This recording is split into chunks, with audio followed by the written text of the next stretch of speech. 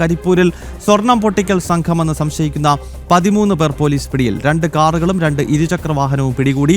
2 സംഘങ്ങളിൽപ്പെട്ടവരാണ് പോലീസിന്റെ പിടിയിലായത്. അതേസമയം വിമാനത്താവളത്തിലെത്തിയ യാത്രക്കാരനെ കാണാനില്ലെന്ന പരാതിയുമായി ബന്ധുക്കളും രംഗത്തുണ്ട്. ശിവദാസ് ഉണ്ട് മലപ്പുറത്ത് നിന്നും വിശദാംശങ്ങളുമായി. ശിവദാസ്, ഈ 13 പേർ എന്ന് പറയുമ്പോൾ അവർ 2 സംഘങ്ങളിലായാണോ പിടികൂടിയിരിക്കുന്നത്? ഇവരുടെ ഒരു ബാക്ക്ഗ്രൗണ്ട് എന്താണ്? പോലീസ് പറയുന്ന വിശദീകരണം എന്താണ്?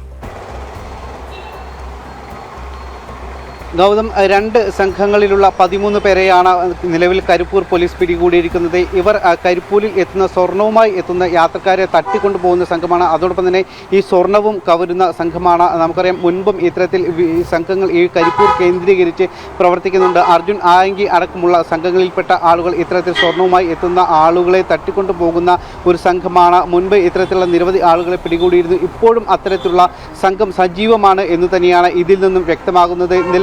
നിലവിൽ കരിപ്പൂർ പോലീസ് 13 പേരെയാണ് കസ്റ്റഡിയിൽ എടുത്തിരിക്കുന്നത്. പോലീസിന് ലഭിച്ച രഹസ്യ വിവരത്തിൻ്റെ അടിസ്ഥാനത്തിലാണ് പരിശോധന നടത്തിയത്. 2 സംഘങ്ങളിൽപ്പെട്ട ആളുകളാണ് നിലവിൽ ഉള്ളത്. അതായത് സൗദി അറേബ്യയിൽ ജോലി ചെയ്യുന്ന കണ്ണൂർ പടന്നോട്ട് സ്വദേശി കൈപ്പേക്കണ്ടി അൻസാറിൻ്റെയും അതോടൊപ്പം തന്നെ പരപ്പനങ്ങാടി പുത്തൻ കടപ്പുറം അലി അക്ബറിൻ്റെയും നിർദ്ദേശപ്രകാരമാണ് ഈ സംഘം കരിപ്പൂർ വിമാനത്താവളത്തിൽ എത്തിയത്. ഈ വിദേശത്തു നിന്നും എത്തിയ വ്യക്തിയിൽ നിന്നും സ്വർണം തട്ടിക്കൊണ്ടുപോവുക എന്നുള്ളതായിരുന്നു ഇവരുടെ ലക്ഷ്യം.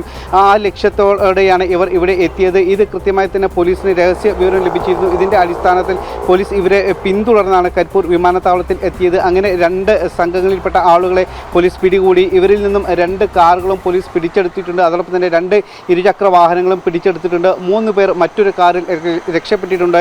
ഇവർക്കെതിരെ നിലവിൽ പോലീസ് കേസ് രജിസ്റ്റർ ചെയ്തിട്ടുണ്ട്. അതായത് കരിപ്പൂർ വിമാനത്താവളം കേന്ദ്രീകരിച്ച് വീണ്ടും ഇത്തരത്തിൽ സ്വർണം പൊട്ടിക്കുന്ന സംഘം സജീവമാകുന്നു എന്ന് തന്നെയാണ് ഇതിൽ നിന്നും വ്യക്തമാകുന്നത്. കഴിഞ്ഞ കുറച്ചു കാലമായി പോലീസിൻ്റെയും അതോടൊപ്പം തന്നെ കസ്റ്റംസിൻ്റെയും കൃത്യമായ ഇടപെടലിൽ ഇത്തരത്തിലുള്ള സംഘം സജീവമായിരുന്നില്ല.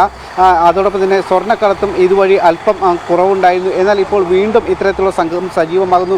അതോടൊപ്പം തന്നെ സ്വർണ്ണക്കടത്തും കരിപ്പൂരിൽ സ്വർണ്ണക്കടത്തുമായി ബന്ധപ്പെട്ടിരുന്ന 13 പേർ പിടിയിലായിരിക്കുകയാണ്. 2 സംഘങ്ങളായിട്ടാണ് പിടിയിലായത്. ഇവരെ പോലീസ് വിശദമായി ചോദ്യം ചെയ്ത് വരികയാണ്. ശിവദാസ് കന്മനമാണ് മലപ്പുറത്ത് നിന്നും ചേർന്നത്.